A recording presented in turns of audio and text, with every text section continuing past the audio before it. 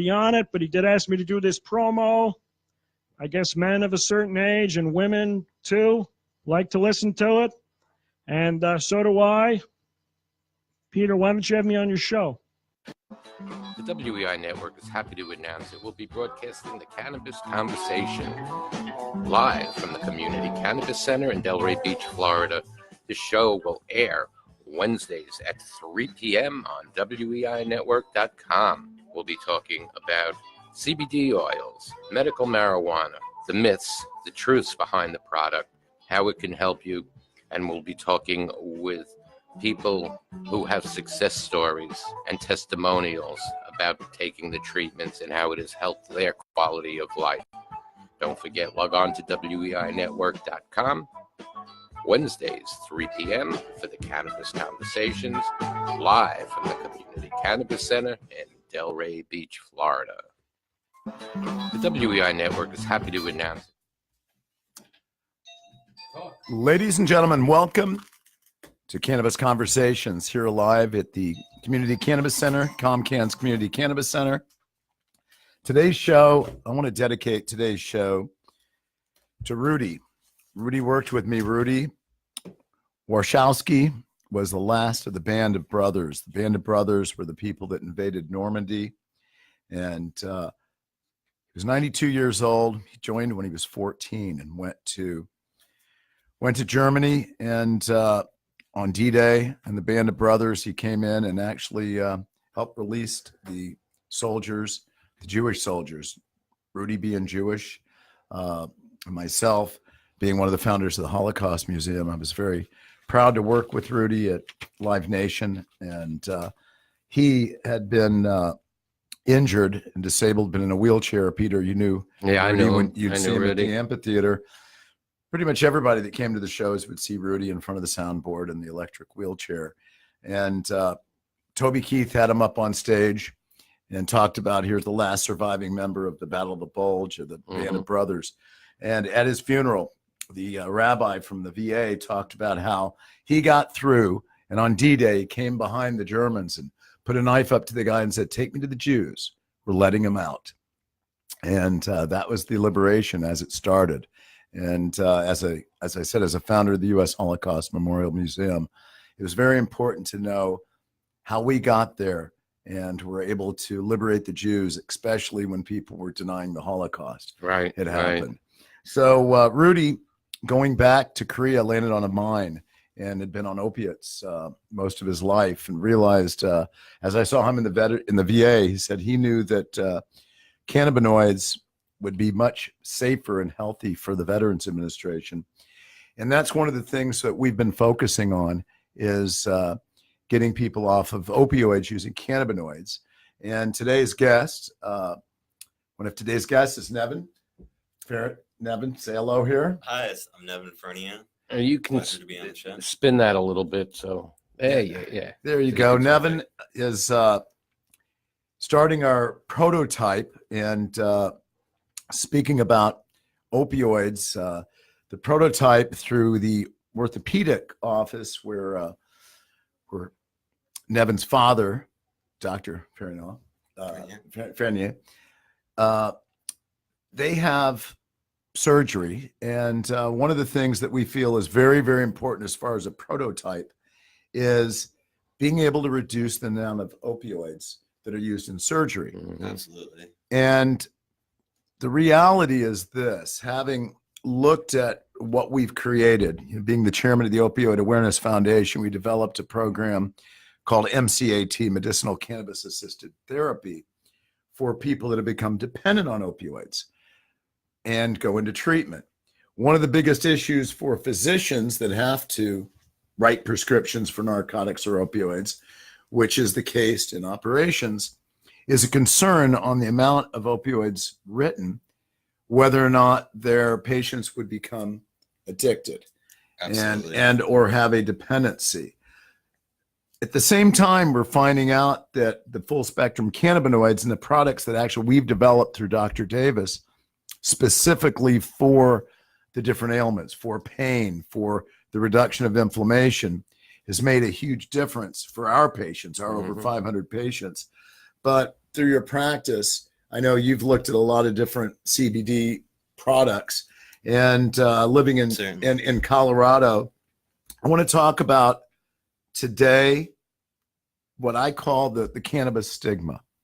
And It's huge. It's terrible. And a lot of reasons. People would take their opioids because the doctor prescribed it, but God forbid they take some type of cannabinoid, even without THC. And people don't realize the only psychoactive ingredient is the THC, which is one of hundreds of different, chemicals, plant chemicals, natural chemicals within the cannabinoid products. And with what we've defined and what we've decided, we've created our products, which are the full spectrum cannabinoids that have been used not just for people, but for pets, for animals. And here we have another guest here, Melissa Johnson. Welcome to Cannabis Conversations. Hey. And Hey, how are you? we were talking about, You can take Melissa comes from Wellington, where she has her own horse farm and has been using cannabinoids in the horses and different therapies. And so we're going to talk about how that really comes into play with people, with pets, with horses. And Nevin, I'd like you to talk about, what's happened in Denver. We're going into the stigmas of cannabis and how people don't realize this natural ingredient isn't not only not harmful, but it saved a lot of lives, including my own, which I think a lot of people know the story with my cancer treatment and how I was able to survive and do pretty good, I think, so far, in being the only one that's been diagnosed with what I've been diagnosed and coming out alive through the treatment. So the stigma shouldn't be there, for one, because it saves people's lives. Secondly, with what's happened in Colorado, and Nevin, I want to let you talk about how the stigma is going away in Colorado. And I also want to talk about women in cannabis, because the movement in Colorado started with mothers in Denver. And I don't know if it was moms for marijuana. We don't like to use the word marijuana, but it was the mothers for cannabis. And we're going to talk about how the stigmas in the schools have caused some lawsuits for children that can only be treated by cannabinoid therapy. So Nevin, talk about, what you've experienced in the products that we're developing and the prototype that we're rolling out together. Yeah. So Steve, I found that your products have been so much more efficacious in all degrees. I've tried probably hundreds of products available in Colorado. I find the quality very inconsistent, and also a lot of these companies have been cited with using banned chemicals from pesticides, fungicides, things of that nature. So not only are they potentially harmful, but they're also just not very effective. A lot of them are CBD isolates, or even if they're not, they claim to be full spectrum or contain more of the spectrum than just CBD by itself. They're just very limited in the entourage effect of, widespread cannabinoid profile. And we do the analysis. If you've seen the COA, which is really the analysis calculated of what the products are, and it's truly the chemical makeup. There's a lot of things as far as the plant. One thing that you may not know that's very important when it comes to pesticides is that the products that we have made, there are no pesticides used. There's only ladybugs and praying mantises. That's literally. I mean, that's it. So makes a huge difference. Well, I hate to say this or even think about it, but what are the odds that the people who don't want this industry to go where it should be going, or it should have been already, are not doing any regulations, hoping that they can say, see, the industry's no good. You don't know what you're getting. It's no good. Close it down. Well, I think that's where the certificate of analysis comes in, Yeah. the COA. And we had a meeting today with someone here locally that does the analysis all the way down to the terpenes, the CBGs, the CBDs, and truly understanding there aren't heavy metals, there aren't pesticides. Right. And that's something that has to be done for all. one of the things we're doing with our product, and I want to talk about the prototype, what we're doing with your orthopedic center, which is the first, and we're going to roll this out as a prototype across the country, because we're getting in with the Veterans Administration. And right now, 93% of all the veterans that are on opioids are begging to get medicinal cannabis. Right. The problem is their opioids are free. The medicinal cannabis is not a program that the VA or any grant currently is paying for them to have. So we're raising money through the nonprofits and through Operation 120, and we're going online with our products specifically to sell for money going to the veterans, 25%. The products that you're going to be prototyping, and you might want to talk about, you've used these products, and I know, Melissa, you have as well, and I want to defer it to what you've done with our specific products, because the main thing today I want to talk about is the stigma with cannabis. Hemp is cannabis. There's cannabis, which is hemp. There's cannabis indica. There's cannabis sativa. And for some reason, people forget about cannabis ruderalis, which was more of a Russian strain that you hardly ever hear about. And it's extremely, extremely rare. I'm sure, Nevin, you've done a lot of research. Well, I have to admit, I've never heard about it. See, there you go. Yeah, which surprises me. I've never seen it for sale in dispensaries or anything like that. And compared to what we have now, what's commonplace now, what's the difference between them? The ruderalis never quite was bred for high THC expression. Okay, so it's not as CBD strong, expression. Basically. Essentially, Yeah. I think it could have gone a different direction. Just the way breeding's gone. The other big problem I see with opiates, particularly in Florida, is that physicians can't write a patient for more than 30 days, and I think it's less now. It's even less now. It's less now. They can't do I think refills, it's and you like can't. a 12 or a 2-week limitation. Okay.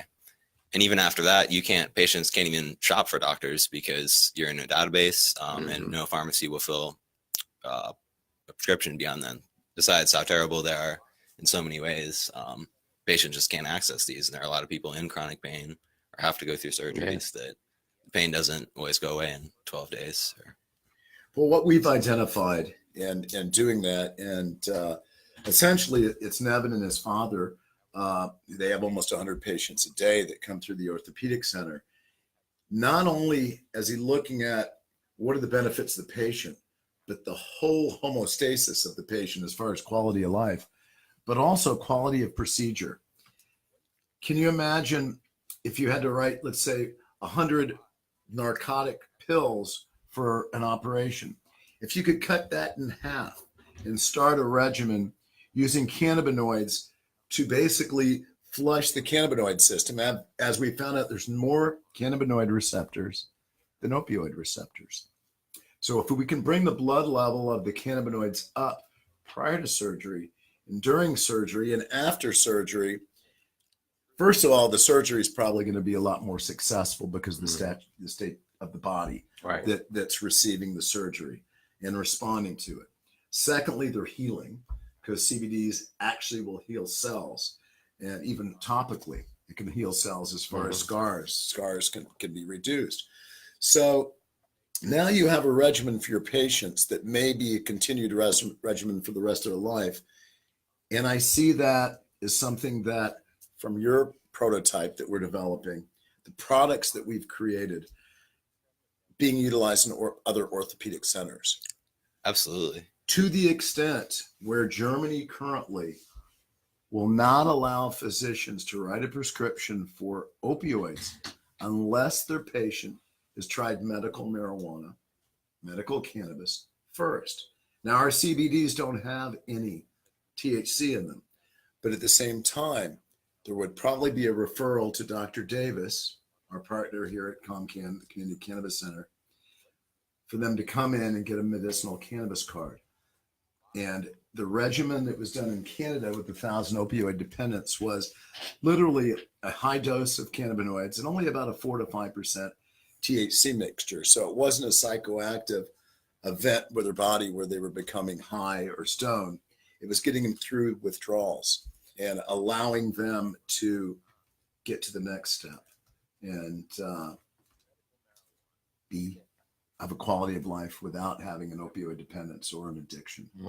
And the treatment here that has been used, they call it MAT, is used methadone, gabapentin, Suboxone, and it's not worked. I'll give you a testimonial that I know of for that helping to reduce the opioid, the way you're talking. Had a friend of my wife's come in, right? Pain in the neck. But she fought it, and she fought it. She fought it from the very beginning. But all of a sudden, she can't get her pain pills anymore. She's going crazy. She starts taking it. Took a few days. I have to admit, she does have the medical. So she makes sure she takes it kind of at night when all she wants to do is go to sleep because she gets loony from it. But all of a sudden, the fact that she could only get like 8 pain pills a month, she can survive on that now because she's taking the oil. Well, the other side of that is also the prescribing physician, which is a big issue. You think about how many days of a prescription before someone could become addicted or dependent. And it may only be a couple of days. They say if you go in and sprain your ankle and they give you an opioid prescription, you may become dependent on those opioids. Well, I saw a bottle of it. It was 9, and in the instructions, even if you go online, it says more than 9 pills in I forget how many days. You become addicted. It forms an addiction. It's a dependency on the body. Yeah, so that may be why they're only giving 9 at a time. I saw a study that over 90% of patients that take opiates for 30 days, which used to be a typical prescription, become physically dependent. Did you hear that? 90%. 90%. 90% of the people that would get the normal regimen of opiates are going to become addicted. We can't let that happen. I mean, and people have a stigma on cannabis, the name cannabis. And I always want to bring this up. You know, if George Carlin was alive today, there'd be 8 words you can't say. You know, there were the 7 words. Well, it would be, and it would be a different 7 also. Not that I could say those very quickly. I don't know that that's appropriate on this particular show. But cannabis is now one of those 8 words that can't be used, to the extent where banking, you go to the bank, oh, we can't do business with anybody who has the name cannabis. Right. Even though hemp is cannabis and it's legal in all 50 states as far as the Can you have a bank account if you have the word hemp in your name? Hemp is okay. It's cannabis. It's a bad word. Interesting. And in doing development with equine, I want to talk about not just people and kids. I'm looking at, parents are suing. Front page news in Palm Beach. The parents are suing the school board because their child has epilepsy I read this. is having hundreds of seizures. But if they take their gelatin capsule, which does have THC in it, a small amount, they don't have any episodes and they can go to school. So if they don't take that, they can't go to school. If they take that, they can go to school, but the school will not allow it to be administered because of the stigma of cannabis. They're like, oh my gosh, kids can't bring marijuana to school. I remember back in my day, they'd bring dogs, sniffing lockers, does anybody have any marijuana? And, it was such a big deal, and I cut school that day. You cut school that day. I didn't go in. Just the smell. Oh my gosh. You smell like marijuana. We're going to arrest you now. I'm staying home. So can you believe that's still going on in Colorado? Well, is it really? So, yeah, some colleges don't let even colleges, we have adults going there, not even, middle school or these grade schools we're talking about, but colleges you can't possess. Oftentimes can't possess. And the reason being because it's a federal crime. Is that even why? With medical marijuana? Because they're getting federal grants. Is that the reason? I don't know the exact truth. That's a good. Yeah, I would lean toward because the federal grants going. That's what I'm thinking. That's the same thing with the Federal Reserve with the banks. They're all like, we're dealing with the Federal Reserve. What if they see one of our clients have the name cannabis in it? Yeah. I said, well, right now, what about the barber shops that are selling CBD in our every corner? Or the fact that, guess what? The registry is by the state of Florida. So does that mean that none of the banks can deal with the state of Florida? Because actually, the doctors make a recommendation to the registry.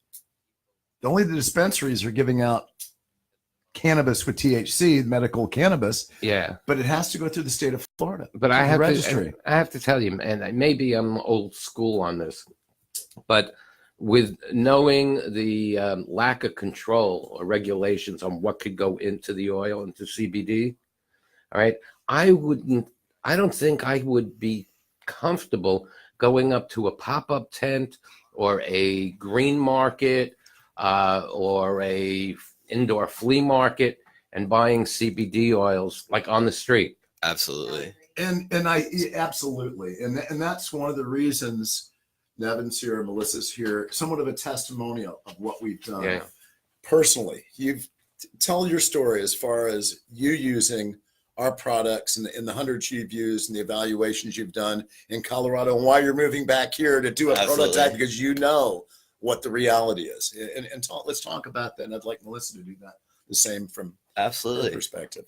Yeah, my experience has been the products have been so much more effective for treating my conditions: chronic feet pain, chronic knee pain, nausea, sleep issues, and they just. I think the really the reason is the quality. Ultimately, the quality of the products, the entourage effect, having a broad spectrum of terpenes, and these other phytocannabinoids. CBD being one of them, but there's so many others that I think it's only about 6 or so that have been reasonably well researched. CBD and THC being the only significantly researched cannabinoids. So you really still don't know much about it, except that when you take the whole plant rather than isolates, you just get so many more effects.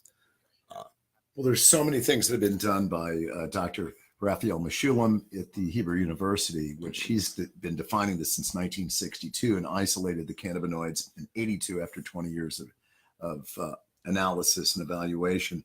And only 5 years ago did they realize that after 2,700 years of doing acupuncture, that the reason acupuncture works is it stimulates the endocannabinoid system. And speaking of acupunctures, and Melissa Johnson, you're an expert on horses and products. Horse massage. And so I've been, actually cost has been everybody's biggest issue, in my opinion, in terms of response at how expensive CBD is. So I decided to go out into the market and I tried inexpensive CBDs, higher priced CBDs, and then your product. And your product I found has been the most effective across the board. And then I've been mixing it to help with joint pain in horses. So I'll be mixing that with a DMSO. So after a hard workout, something like that, we have been using this oil, and it has been incredibly successful in terms of getting the horse back out there, back Topically show jumping. rubbing it on them. It's topical, Yeah. and then we'll wrap them with a bandage. Yeah. So it's great for joint pain. It's been Right. It's been amazing, and then we'll also put it in their feed. Then for massage, we've also been using it personally, and the recovery time on ourselves has also been amazing. It feels pretty good too. Oh, it feels great. Yeah. Well, massage can't be too bad anyway. Yeah. So no, I found there's all different ways to extract the CBD, and some of them include butane and some horrible ways of extraction. So it's not even good for your body. So yeah, sometimes going cheap doesn't make sense. Right. And I found that Steve's product here has been extracted. It's extracted well, and it's priced very competitive for the quality. I found the same thing, and I found I'm using far less product compared to other Yes. Well, that's products, key. and it just It lasts longer. they're Yes. mislabeled. They're not as That's quality. key. You get a better product. And there's it lasts longer. so many. Go ahead. There's so much production in these medical and recreational states that they growers inevitably end up with a lot of cannabis that's not quality enough to compete, either visually or for whatever reason, to be sold in dispensaries as THC containing products. And I think that's where a lot of the I know that's where a lot of these hemp and CBD products come from. That's part of the reason why they're so low quality. They just take their junk crop. Can I ask the two of you a question? You can ask anything you want. Before we run out of the hour, you Yes. keep talking about this project that the two of you were working on together, but you Yes. never said what it was. It's a secret. No, Okay. we're going to announce it right here. Well, okay, it's like opening up that Al Well, no, Capone you don't safe have to to see what's inside. If you really want to There's know what they're something working inside. on, tune in next week. No, that's right. We're going to tell you right now. All right, everybody. Kids, listen to this. All 70 countries that are out there, all millions of listeners, and most importantly, those that are local here in Florida. Here we're in Delray Beach. Dr. Davis, my partner here, who I'm proud to say we're not only the best at what we do, we're really the only ones that are doing what we do. He, for 27 years, came up with the clinical trial for hepatitis C, where they've basically got 100% cure. It's the only disease or affliction that can say there's been a cure for. And he, through thousands of patients in clinical trials, defined that.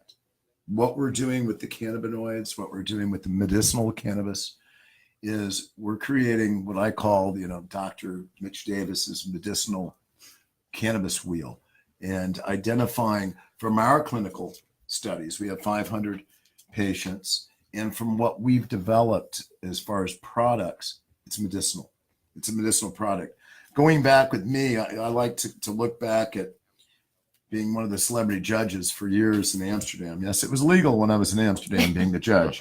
But I can go back, my gosh, we put people on the map back then. Talk about being particular. I'd go to all Show the it to different... the camera, not to me. I would go to all the different coffee shops and define, what the best was. So I was always very particular from a cannabis nature. This goes Did you know back what day of the 25 week it years. was when you were there? Absolutely, it's such a misnomer that people think, you get so stoned and high, but actually you don't. You really, you test it, you check it out, and then you take a walk and try to find the next place, which is like a scavenger hunt, because you can't pronounce the name of the streets. You ask 5 different people, they pronounce it 5 different ways. But when you get there, it's quite interesting. You make it happen. So over a week's time, you'd go to the coffee shop, and you test the different cannabis. And then you take a walk trying to find the next one. I'd find Hank's Herring Huts. And I'll tell you, after you go to these coffee shops and you do the little judging for the cannabis, those herring huts were really good. Yeah. the food. But no, seriously, it's all about being very particular and knowing our products. We took months going through different products medicinally so we could have a testimonial like this. What are we doing? What our project's all about is we've created a prototype through our products going through Nevin's father's office in the orthopedics and them trying it. And actually your father and the other doctors and physical therapists realize this is way beyond any of the other CBD products, and it is. But the idea is to reduce the use of opioids for their patients that are getting surgery. Right. They're going to have some type of pain medicine for that surgery being prescribed. So from the physician's perspective, it's a lot safer for the physician to be able to write half as much of a prescription and not have the liability on their own, knowing that there could be a dependency or even an overdose. And you look at, we had 100,000 overdoses of opioids last year that we have identified. That's more than twice as many people that were killed in the Vietnam War just last year. How many overdoses from cannabis or CBD? 0. We've had 0 overdoses in over 2,700 years that's been documented. And there's a lot of other things. Talk about stigma. And, people are very, aligned with religion. It's very important that people are religious throughout the world. Unfortunately, a lot of wars have started over religion. And I look back on a fact that a lot of people may not know. They always talked about Jesus Christ. He was a radical Jew, just like me, by the way. And they talk about him being a healer. He was a healer. People don't realize he gave people full plant extract. He really was like the first Rick Simpson's oil and mixed it with honey. Did you know that, Nevin? I did not know that. Did you know that, Melissa? No, I didn't. He actually had a name for it, and it's something that's in Jesus juice. Jesus juice. I guess that would be a great product. This is actually cannabis honey. Yeah. That they're selling down the street. So the cannabinoids are everywhere, and it's how it's being distributed. But it's interesting. Yes, he mixed honey with full extract of probably indica plant, because that's what they were growing in the, the Lebanon, Israel area, where the little hash plants, the indica plants, and where all the hash come from, Lebanon. That's how Dr. Raphael Meshulam in 1962 wanted to, he knew that there was medicinal properties in this. So he actually went to the police department, who just arrested some Lebanese men for 5 kilos of hashish, took it in his leather satchel on the bus back to Hebrew University. And everybody on the bus is wondering what that smell is. Did they let a skunk on the bus or whatever? But that was in 62. And then the police department calls and said, you can't just take that. That stuff's illegal. Those people were locked up. You have to go through a procedure, which they followed, and he was able to do his research. But going back to that part of the world, yes, Jesus was giving out a cannabis extract like the Rick Simpson's oil that saved my life. And yes, he was a healer, and it kind of healed me. I feel a lot better. I look a lot better than I did when I was exfoliated from all that poisonous chemotherapy that I was able to come back from nutritionally and health-wise. And with all these regimens for different afflictions, as we've identified in Florida, 14 different afflictions, that medicinal cannabis can be used with THC, where you can get the card, and that's where people would come in. So specific to what our prototype is, anybody that's going to get surgery that would need to use narcotics or opioids could start on that regimen of cannabinoids. Some with the medicinal marijuanas, they would be referred to Dr. Davis, evaluated on what that proper regimen would be. And they're going to find out that there's going to be an entire homeostasis of their body that they didn't have prior to the surgery, after the surgery, and something they'd never, ever get from the narcotic pain medicines that are prescribed. And I really want to focus a little bit on how that stigma with the children, with society, is causing a lot of effects that it shouldn't. And we're getting to the point where people are understanding it, where it's on the front page of the paper. And the school board meeting last month in Miami, they had a woman that got up, and the son had epilepsy, was having 300 seizures a day. And the only thing that allowed him to be able to leave the house, or with 300 seizures a day, he really couldn't function. And the only thing that worked was the medicinal cannabis with THC. And they want the schools to be able to allow that for kids to go to school. The same thing with autism. When we had the autism group here and the Mountaineer group, and Peter, you remember this, how the parents didn't know what to do. Yeah. And the relief that they got when they found their kids coming back to life. Right. Literally, a kid hitting his head up against the wall for 200 times, where you couldn't communicate, couldn't leave the house, to being able to communicate, go to school, to go to the grocery store, and to identify when this episode was coming on. And they'd hit, a vape pen, which would be, more immediate. The fact that these children are being able to come back to life. And even a bigger thing was their parents, how the parents were in rehab. The parents were taking all types of medicine, Valium and Vicodin and Xanax and all these things that are not conducive. They're not healthy at all. Right. And now the parents are finding out their kids are taking something that's bringing them back to life and making their lives a lot easier. And now they can take the medicinal cannabis as well. And they're finding that's probably their best regimen dealing with the children that have problems. And it's difficult. I know Works on both ends. You as a mother, Melissa, it's very difficult to not be able to see your children function. You have 2 beautiful twins. They're 9-year-old girls, very, very mature for their age. Luckily, they are functioning. Yes. Oh, they're extremely functional. But even at their age, at 9 years old, which the one child in Miami was a 9-year-old, and the other one in Royal Palm's a 9-year-old, where they're suing, where the only way they could go to school. Yeah. And the parents, could you imagine if the only way that your kids could go to school was if they took their regimen of cannabinoids that let them be functional. Right. But the school said, no, we can't let your kids come there because of that. They won't let you take almost any medicine at the schools. Well, if you have, they'll give you Ritalin, they'll give you insulin. Well, they'll do some schools. Right. Like, The nurse could have it and administer it when it's supposed to. The kid can't do it over the themselves. counter, they cannot, like a cough medicine, something like that. I don't think they they're not they will allowed not to. allow it. No, Right. it got sent Even home. in those cases, they're not going to arrest you for possession. No, well, in this case, this is the way it works. When you're under the age of 18, and Mhm. people need to know this because everything's new. You wouldn't know what to do, and like we're starting, what we're doing as a protocol, but we're coming out with something that's never been done before, essentially. And in defining this, it's so very important for people to know.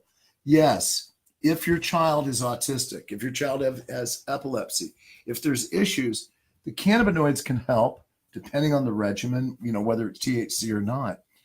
But what people need to understand is you have to have two doctors. The way it works is you have to have two doctors that are certified in cannabinoids, like Dr. Davis is. We have two doctors here. We have Dr. Davis. We also have Dr. Bennett Lewis that's come in. So we could facilitate people under 18 with the parents bringing them in and have two doctors evaluate and sign off on them getting the medical marijuana, medicinal cannabis, based on the affliction, based on what they need.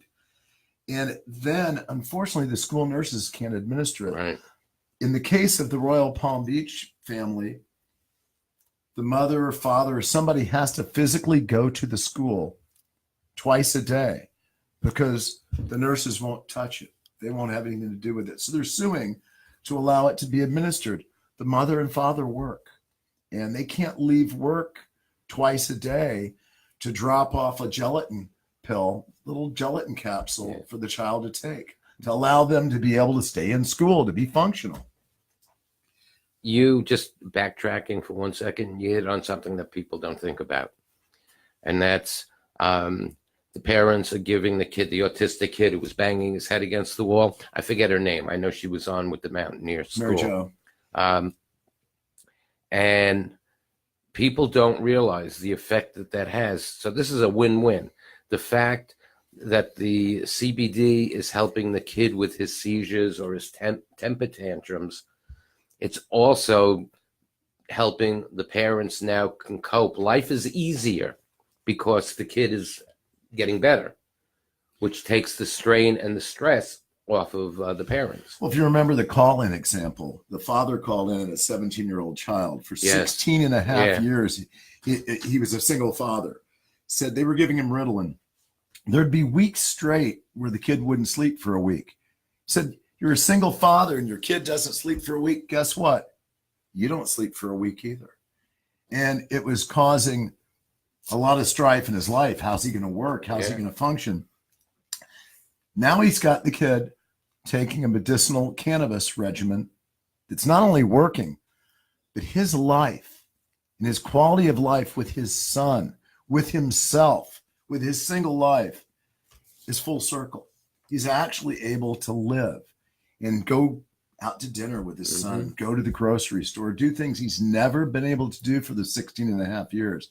So the last 6 months has been nirvana for him compared to what he's done. And that call-in, I mean, it brought tears to my eyes. Yeah, and there's so many people that didn't know that. I know some parents of autistic children, and we don't know what's causing it. 1 out of 59 children now are identified as autistic. It used to be 1 out of 170. Yeah.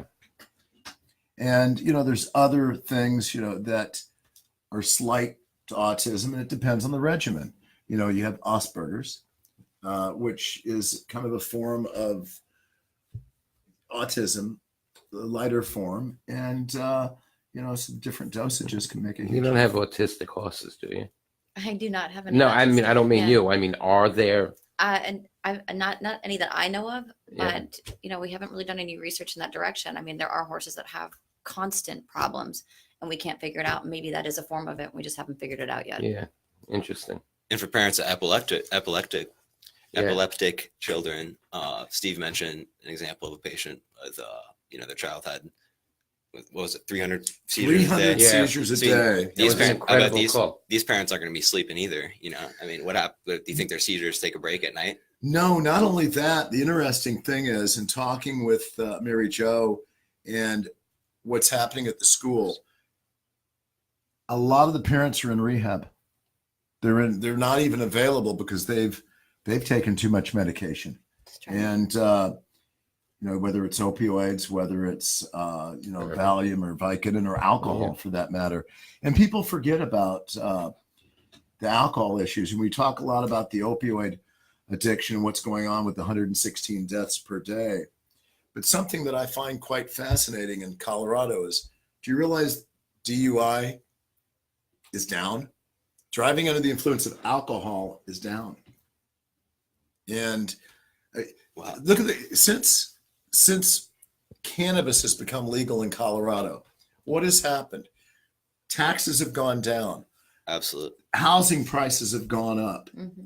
The roads, all infrastructure is so much better. You've got a reduction in drunk driving. Yeah. You've got a reduction in alcohol usage. That's probably why the alcohol and pharmaceutical companies are like, oh my gosh, people are actually doing something that's not going to kill them or cause more damage, and we're losing money because of it. Well, I think the fact that people have more quality of life, that they're living longer, they're living healthier. I know people that have come in here that had a problem walking, if you remember. Yeah. And she comes back in, she goes, I'm back to dance class. Yeah.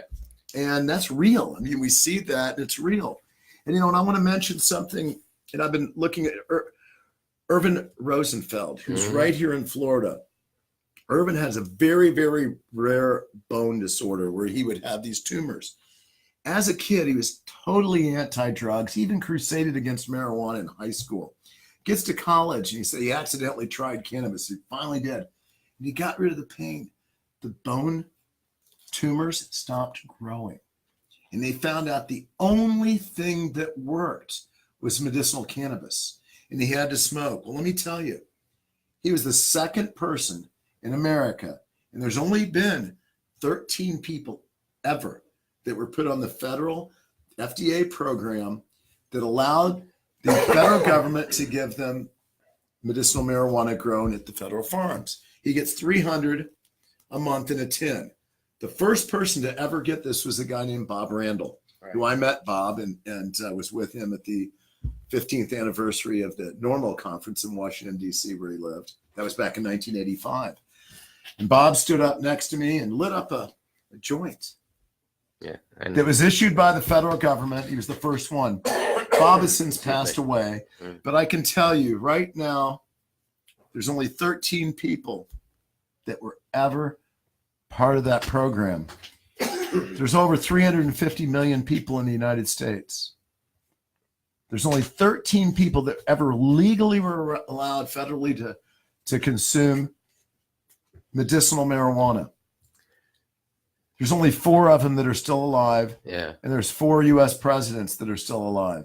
That's it. Irvin is here in Florida. We're going to get Irvin on the show and talk about what he's done. But he made such headway getting physicians, as we're doing with our prototype. He developed a prototype with his physicians that really enlightened the world. And we're going back to 1973 when this started. Can I ask you a question? If it's federally banned, how come there's federal farms that grow pot? Well, the U.S. government has 5 patents on cannabis, and they have been experimenting with it. It's interesting. There was the Mississippi farm, and living in Washington, I had a lot of access to what was going on throughout the world and a lot of programs like that. And I even had access to someone that was working there.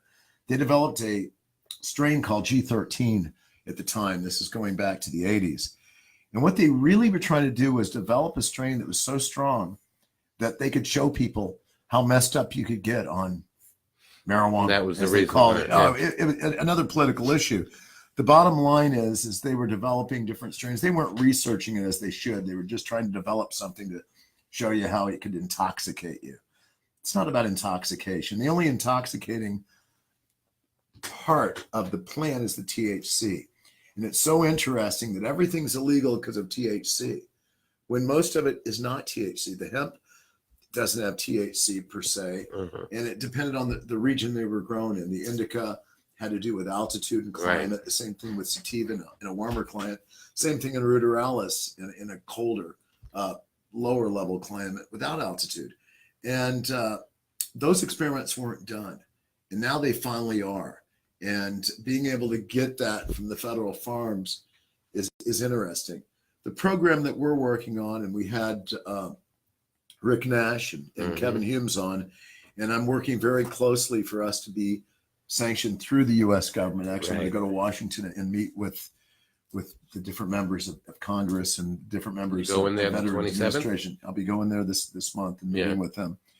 And having been involved in legislative aid in Congress myself, I want to help navigate those waters. You know, I've been in contact with the president's office and the governor's office. And the thing that I say, which is very, very important, is that, especially with what's going on politically now, because it's not about politics, it's about humanity.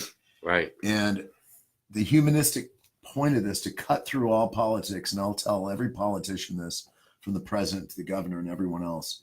I said, listen, everybody needs to get together on something. There's only one bipartisan issue, and that's medicinal cannabis. There is no other bipartisan issue. You look at every other issue and it's polarized. This is not polarized. There's just as many Republicans as Democrats or any other affiliation that's pro-cannabis. 84% of the U.S. population is pro-cannabis for a medicinal purpose. And that's the thing. We really want to develop these prototypes where we're dialing it in medicinally for therapeutic, for the massage, for the horses, For dogs, for cats, right. for your dogs and cats. I mean, we have our own pet formula. I mean, we have the 500 milligram for people. We have a 300 milligram for pets. We have the 1,000 milligram and the 1,500 milligram.